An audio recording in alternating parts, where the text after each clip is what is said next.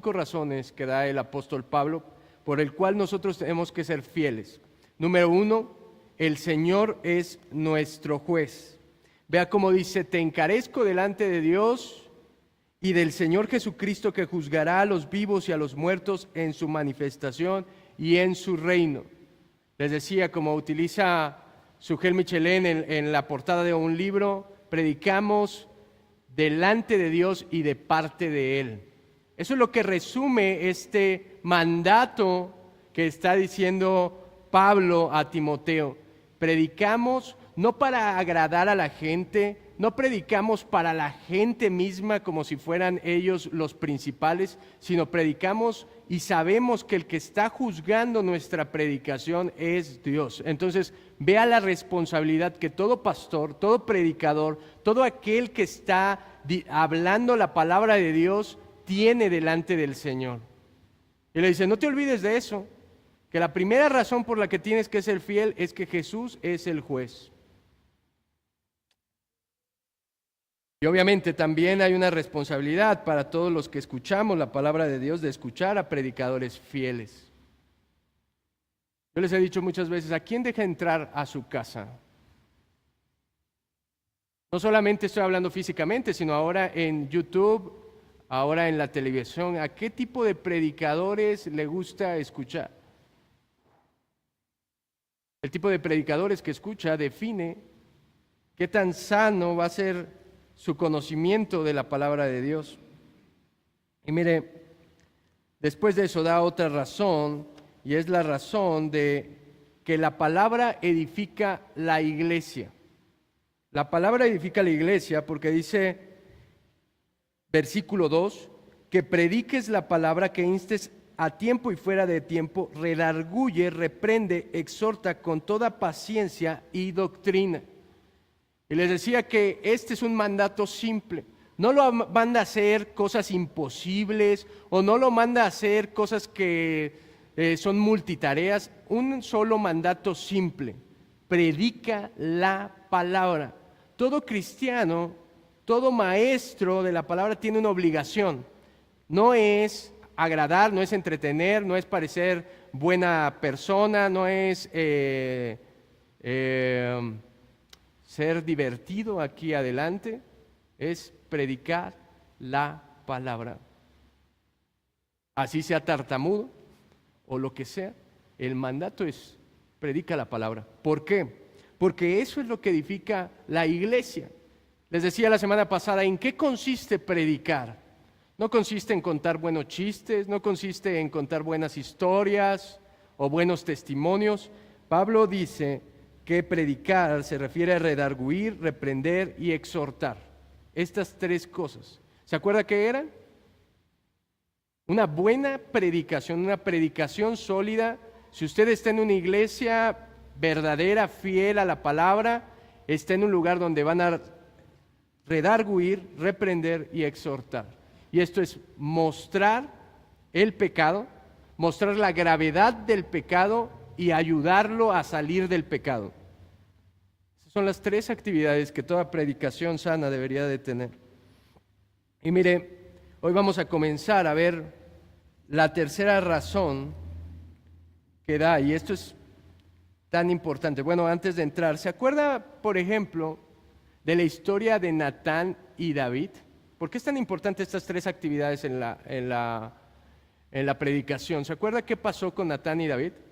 David había pecado con Betsabé, había planeado cómo podía morir su esposo.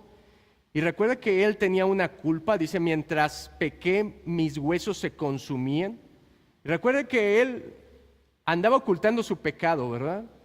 No andaba arrepintiéndose verdaderamente, sino estaba ocultándose. ¿Y qué es lo que hace Dios? Manda a un hombre fiel a su palabra que confronte a David y le diga: David, déjame contarte una historia. Y le cuenta la historia de las corderitas, ¿se acuerda? Y al final le dice: David, ese hombre eres tú. Fíjese cómo Natán no le tuvo miedo al rey. ¿Sabía que en ese tiempo tú no podías hablarle así como fuerte, golpeado a los reyes? Es más, si tú te presentabas delante de un rey y tú tenías un semblante triste y hacías que un rey se entristeciera por cómo te veía, él tenía el derecho a matarte. Y este hombre se atreve a confrontar al rey más importante de Israel, al rey más famoso, al rey que había conquistado, que era un guerrero, y le dice, no, esta es la verdad. Y la verdad es que tú eres un adúltero y un asesino. Y esto dice Dios. Eso es lo que hacemos los hombres de Dios. Y mire, la tercera razón, acompáñame al versículo 3, dice, porque vendrán tiempos cuando no sufrirán la sana doctrina, sino que teniendo comezón de oír se amontonarán maestros conforme a sus propias concupiscencias y apartarán de la verdad el oído y se volverán a las fábulas. La tercera razón es que vivimos tiempos peligrosos. Tenemos que ser fieles porque vivimos tiempos peligrosos. Hace unas semanas me preguntaban, ¿por qué las iglesias que no están enseñando fielmente la palabra del Señor están llenas? Bueno, aquí está la respuesta. Desde el tiempo del apóstol Pablo, desde la iglesia primitiva, está diciendo que el peligro son los falsos maestros que se van a infiltrar en las iglesias y adivine qué, no le van a hablar la verdad, le van a hablar ¿qué? La mentira. La mentira. Déjeme decirle una cosa. El incrédulo rechaza la verdad de Dios. El incrédulo va a rechazar la verdad de Dios. Solo un toque del Espíritu Santo hace que un corazón que está muerto viva para escuchar las palabras de Dios. Mi amado, mientras seamos una iglesia bíblica que ama, defiende la palabra de Dios, no va a ser un lugar fácil para la gente que solo busca entretenimiento, que solo busca un cambio momentáneo de vida, para la gente que no está dispuesta a rendir su voluntad a Dios. Este va a ser un lugar difícil para los pecadores. Este va a ser un lugar difícil para la gente que no está buscando a Dios y está buscando otra cosa. ¿Y sabe qué van a hacer? Se van a ir. Y lo más seguro es que se vayan hablando mal. Y van a decir que todo es la palabra de Dios y la palabra de Dios y que la Biblia y la Biblia. Y así es. Si nosotros tenemos lo más importante, que son las palabras de nuestro Dios, de nuestro Creador, ¿no deberíamos escucharlas con amor, con atención y obedecerlas? Si esto no fuera la palabra de Dios, no importaría que la predicáramos o no la predicáramos. No importaría si la predicamos mal o la predicamos bien, o si la interpretamos bien o la interpretamos mal. Sería como un libro de cuentos que usted podría venir. Muchos dicen, no, la Biblia es un libro de historia. La Biblia no solamente es un libro de historia, es la palabra viva del Creador. Y nosotros tenemos que responder a ella. Pero mire, es una realidad que vivimos en tiempos hostiles y cada vez va a ser más hostiles para los cristianos cuando quieran defender la verdad. Cuando nosotros, nuestro estilo de vida, nuestras palabras se opongan al sistema de este mundo, no vamos a ser bien recibidos.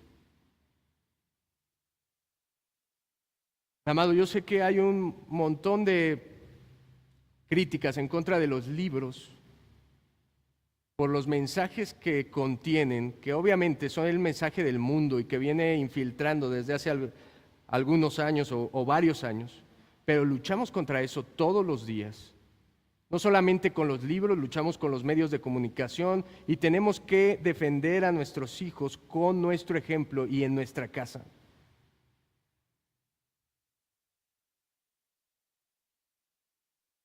¿Vamos a ser mal vistos? Por supuesto. El mundo ha torcido la verdad de Dios. El mundo ha torcido el diseño de Dios de toda la creación, de todo lo hermoso que Dios ha hecho. El mundo ha querido distorsionarlo, ha querido distorsionar el diseño de Dios para el hombre y la mujer, ha querido distorsionar el diseño del matrimonio, ha querido distorsionar el diseño de la sexualidad. Y mire, el mundo nos va a odiar porque representamos la luz que muestra las tinieblas. ¿Sabe que Dios es luz? Su palabra es luz. Y cuando los cristianos vivimos conforme a esa luz y predicamos esa luz, lo que estamos mostrando son los errores. ¿Qué pasó con Jesús? ¿Usted cree que lo mataron por ser un buen tipo? La gente dice hoy, los cristianos modernos solo dicen, no, es que Dios es o Jesús es el buen tipo y amoroso. ¿Usted cree que si fuera nada más eso lo hubieran matado? Dice, no, es que Jesús toleraba a todos y amaba a todos. Y Jesús no se metía con nadie. ¿Usted cree que si hubiera hecho eso lo matarían? A los buenos tipos, a los que tratan de congraciarse con la gente, ¿usted ve que la gente los odia? ¿O el mundo odia a aquellos que representan el contraste?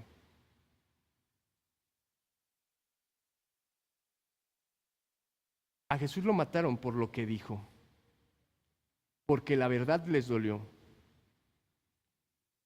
Cuando usted lee Juan 3, el famoso versículo, después siga leyendo y dice, el mundo aborreció la luz y amaron más que las tinieblas.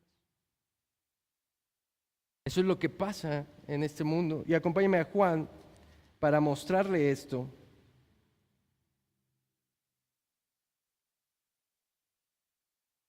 Capítulo 15, versículo 18.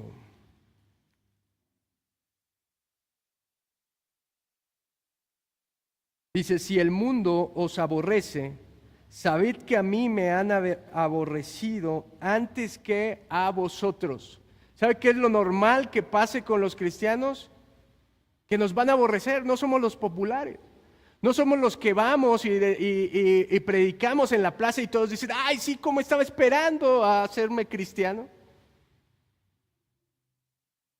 No somos la gente que abre sus puertas en la iglesia y ¡fum!, se amontonan para todos estar aquí y dicen, ay, qué cool, qué música, qué esto y lo otro. Qué buen mensaje dio el pastor.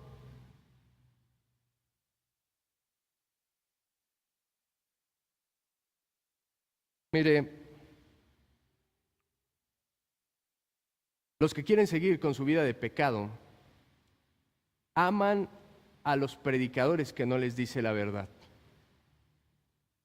¿Por qué esas iglesias llenan tan rápido sus locales? Porque les ofrecen todo menos la palabra de Dios. Lleve a un predicador de la verdad a ese tipo de iglesias y se van a ir corriendo. Predique la verdad en una iglesia o en una iglesia moderna donde hay un montón de incrédulos y le van a decir una cosa, tu Dios no es mi Dios.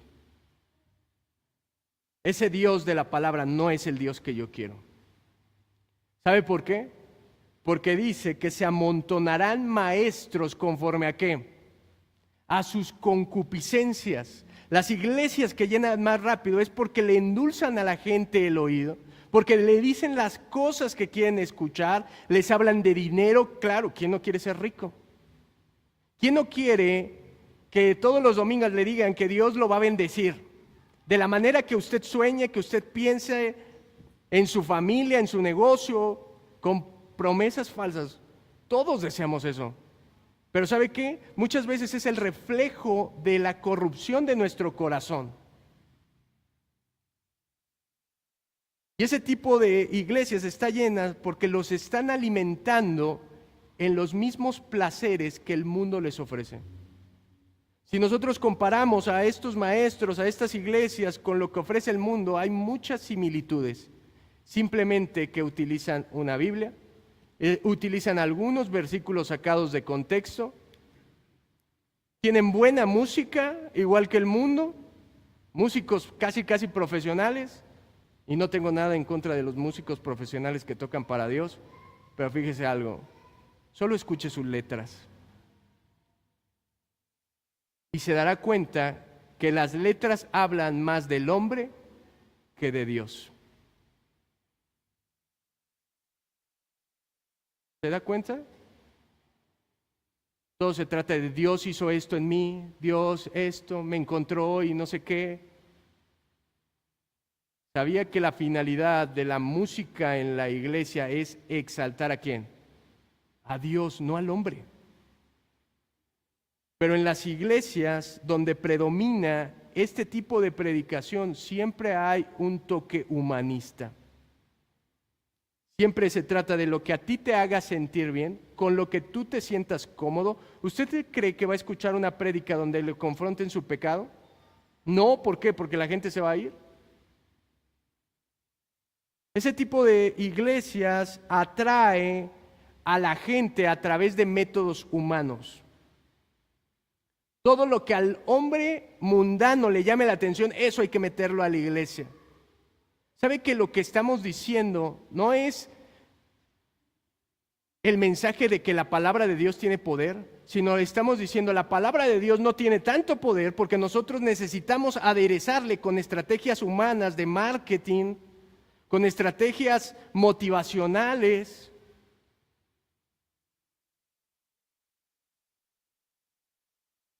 Cuando vemos una iglesia que se parece al mundo, no vemos una iglesia fuerte, aunque tenga muchos miembros. Hacen parecer a la iglesia impotente. Porque la verdadera iglesia tiene poder cuando vive la palabra de Dios, cuando es el contraste con la humanidad caída.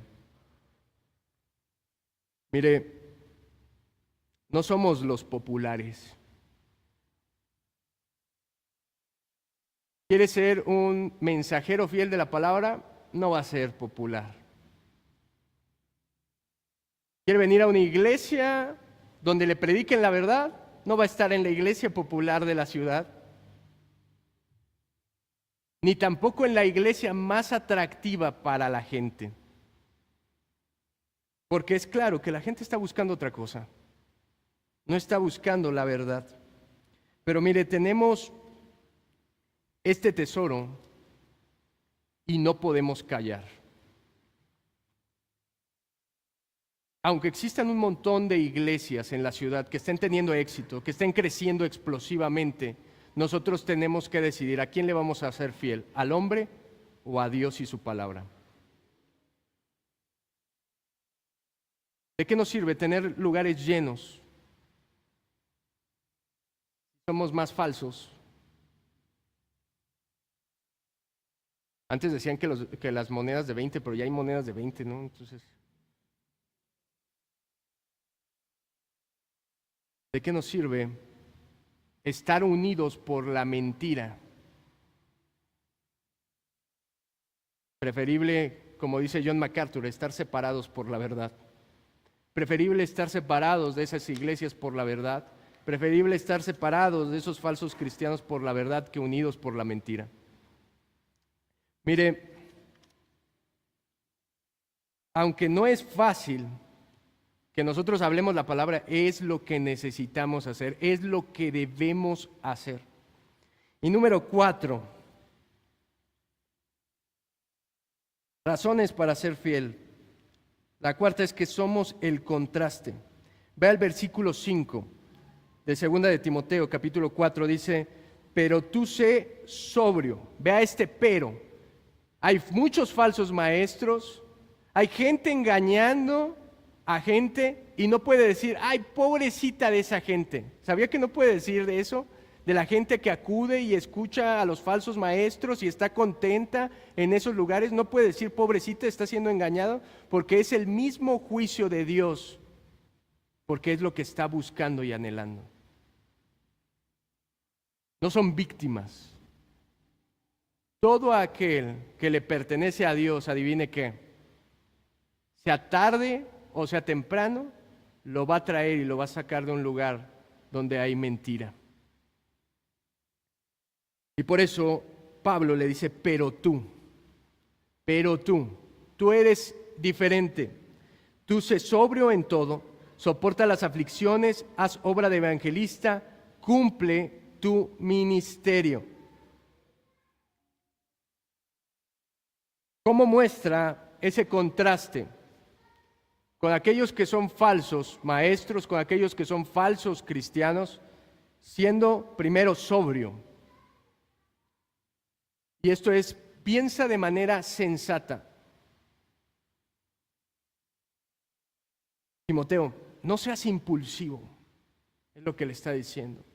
Cristianos verdaderos, no sean impulsivos, no sean agresivos, no se muevan por las emociones, sean sensatos. Muestren dominio propio, muestren que su vida está dominada ¿por qué creen? Por la palabra de Dios. Nuestra conducta, nuestras acciones, nuestra forma de hablar, nuestra forma de pensar debe mostrar el contraste de que nosotros estamos dominados por la verdad. Si aquellos se van por los placeres de esta vida, por la concupiscencia de su corazón, nosotros nos dominamos por la palabra, por el libro. Y le dice, no solamente es sobrio, sino soporta las aflicciones. Esto es, persevera ante la adversidad. No te rindas. No importa cuánto te va a costar, no importa si te van a criticar en tu familia, en la sociedad, en tu trabajo, no importa si te van a rechazar los amigos, no importa si te van a calumniar, cuánto hablen mal de ti, cuánto te difamen, no importa aún si estén atentando contra tu vida, si tu tesoro más grande es la palabra de Dios, debes de soportar y guardarla con un celo como si fuera el tesoro más preciado de tu vida. Yo le pregunto, ¿por qué hubo tantos cristianos en la iglesia primitiva que murieron a causa de su fe? ¿Por qué cree usted que hubo tanta persecución para la iglesia primitiva y esos hombres estuvieron dispuestos a dar su vida? Porque amaban ¿a quién? A Dios más que a su propia vida. Ellos entendían que había algo que el hombre no le podía quitar y era su salvación y era la vida eterna. ¿Les podían quitar su vida? Sí. Jesús dijo que iba a venir persecución para aquellos que le pertenecían. Sí. ¿El mundo nos odia? ¿Nos rechaza? Sí. Es lo normal la persecución. El cristiano comulga con la persecución. Y déjeme decirle algo, un efecto que hace la persecución en la iglesia. ¿Sabe qué hace la persecución en la iglesia? La purifica. Nunca la iglesia fue tan limpia y tan pura como la iglesia primitiva, porque había hombres dando su vida por su fe. Ahí no había lugar para falsos creyentes. ¿Se fija? El falso creyente diría, no, esto cuesta mi vida. Para nada, amo más mi vida. La pregunta es, ¿cuántos hoy en día de la iglesia, de la gente que conocemos como cristianos, estaría dispuesta a que nos persiguieran, nos apedrearan, nos metieran a la cárcel o nos mataran por ser cristianos? ¿Y cuántos se irían de la iglesia? Es fuerte. No digamos como Pedro, no, Señor, yo contigo hasta la muerte. Tal vez no seríamos nosotros. Pero el verdadero cristiano, ojalá que sí, el verdadero cristiano le está advirtiendo, va a venir persecución y tienes que perseverar a pesar de la dificultad que enfrentes. Otra manera de ser el contraste es, número 3, le dice, haz obras de evangelista. El mandato que dio nuestro Señor Jesús es ir y predicar el evangelio a todas las naciones y hacer discípulos a todas las naciones. Mi amado, todo cristiano tenemos eso, tenga el don para hablar o no tenga el don de predicar o no se le dé o no conozca no sé qué. Todos tenemos esa comisión de evangelizar a este mundo con lo que sepa. ¿Por qué? Porque ama a su Señor y ama a la gente que se está perdiendo. Entienda. Esto no se trata de un juego de a ver a qué iglesia asisto o si soy de tal o cual religión. Se trata de que la gente se está perdiendo, está viviendo en pecado y un día va a pasar la eternidad en el infierno. Y nosotros que poseemos la verdad, ¿no la vamos a decir? ¿O vamos a preferir más nuestra reputación, que nos vean bien? Por eso el contraste es cuando nosotros predicamos la verdad con amor, con paciencia, con prudencia, con perseverancia.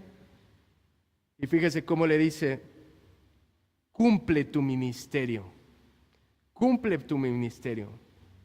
Es decir, él tenía un llamado, ¿cierto o no? ¿A qué? A ser pastor, a ser predicador, y se estaba achicando por las presiones que sufría de los falsos maestros, porque la gente lo presionaba y le decía, no sé, eso no nos gusta lo que enseñas, no está bien, no eres el popular, te vamos a perseguir, te vamos a matar.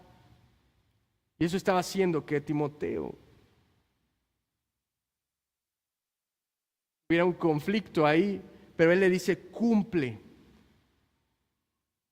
El ministerio no es opcional. El ministerio es un deber. El servicio es un deber.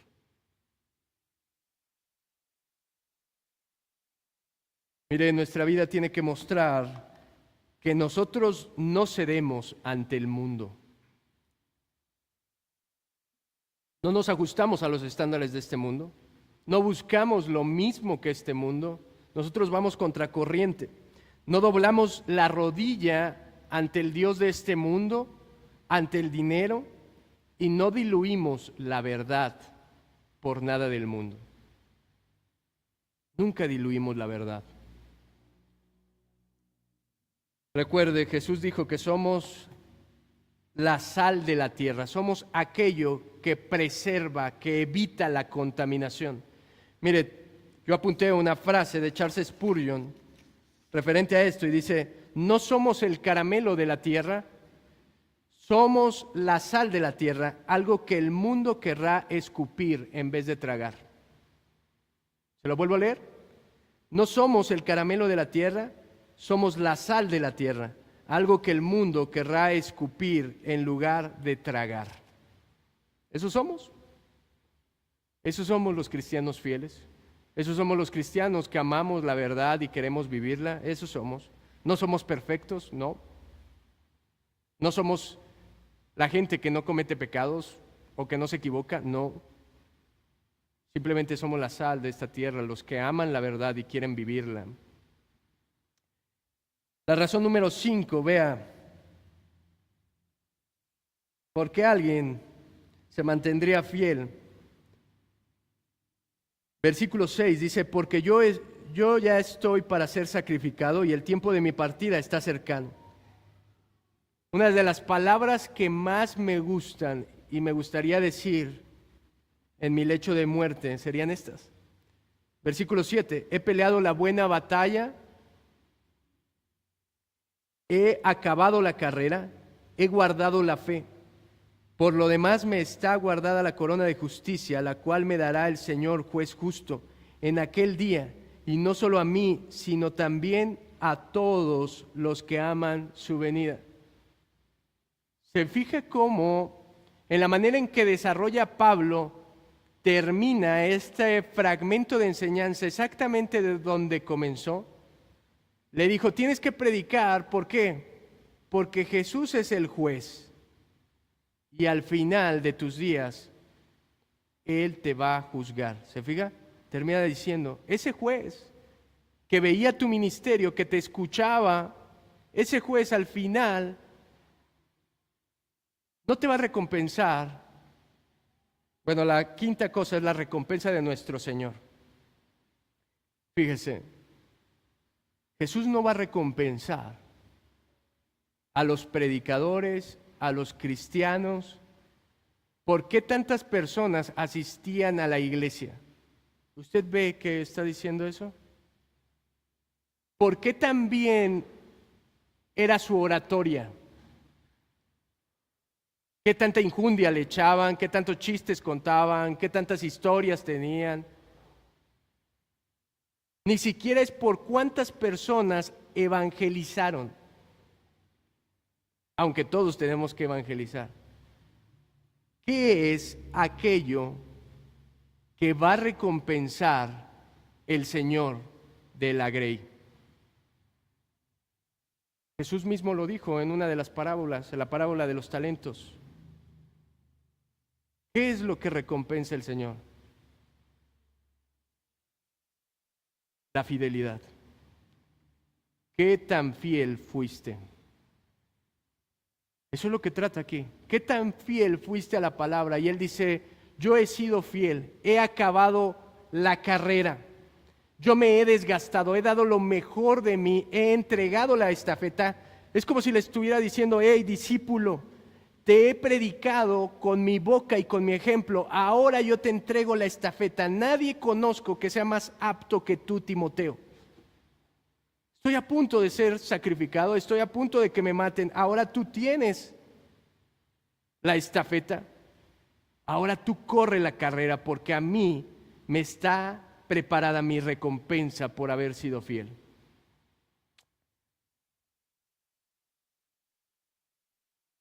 Pablo es un ejemplo de predicadores fieles.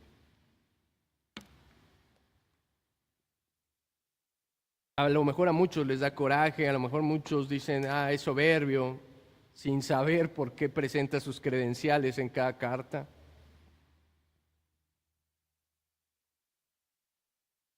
Pablo no era perfecto, pero fue un predicador fiel hasta el último día de su vida, que estuvo dispuesto a defender con su vida la verdad y entregarle la batuta a otros.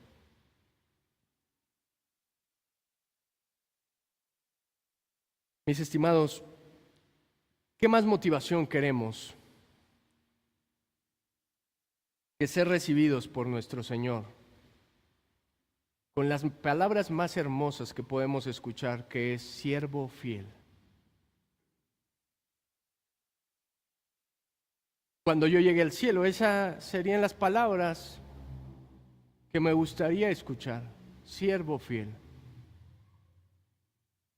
Mire, yo he dejado mucho la comodidad. He tenido que dejar lugares, he tenido que dejar amistades. Y algo que yo me preguntaba es ¿qué tan fiel puedo ser aquí? ¿Qué tan auténtico puedo ser yo? ¿Y qué tan auténtica y verdadera puede ser mi predicación? Y yo decía, bueno, estoy bien y estoy cómodo, pero había algo que me ponía a pensar y decía, yo no quiero que pase el tiempo y que un día que crezca mi hijo, yo le tenga que decir, hijo, nunca me moví de mi comodidad porque fui un cobarde. Hijo, le tuve miedo a la gente. Hijo, le tuve miedo al rechazo. Dije, ese no sería el ejemplo que me gustaría dejar. Tengo que dejarle un ejemplo de que soy valiente para las cosas de Dios, no un valentón, sino soy valiente para predicar la verdad, a pesar de que me cueste mi vida. Y si me importa de mi hijo, debería de importarme más de mi Señor. Yo no me gustaría llegar al cielo y decir, siempre fuiste un cobarde que no dijo la verdad. Siempre te preferiste tú a la palabra de Dios. Siempre preferiste conservar tus pecados que ser expuesto a la palabra. Mire,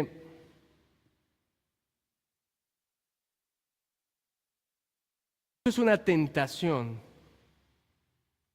Si lo está advirtiendo Pablo como sus últimas palabras, esto es una tentación para toda iglesia y todo hombre de Dios que predica, que enseña la palabra. Esto es una tentación, el conformarse a lo que el mundo está demandando.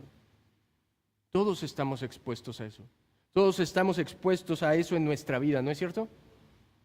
¿No es más fácil ser como sus amigos? ¿No es más fácil ser como la gente de su trabajo que no conoce ni ama a Dios? ¿No es más fácil eso?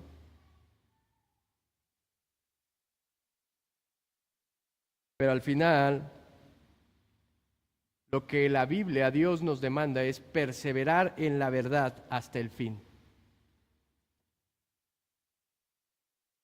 Quiero ir cerrando con una frase del doctor Steve Lawson que dice: los predicadores de hoy deben resistir la tentación de amoldarse a los estándares culturales de una sociedad pagana. Los oídos carnales siempre desearán ser adulados, pero no confrontados, fascinados, pero no retados. Aquellos que ocupan los púlpitos no deben ceder a esas exigencias y así mantener el estándar apostólico de la predicación. Mi amado, es un tiempo, este es el tiempo de ser una iglesia valiente. No importa cuántos seamos, no importa si cada domingo somos menos. Al final importará qué tanto amamos la verdad y qué tan fieles somos. Exhortémonos unos a otros a ser fieles y a predicar siempre la palabra de Dios, que es el único camino de bendición para el hombre. Amén. ¿Por qué no cierra sus ojos, inclina su rostro?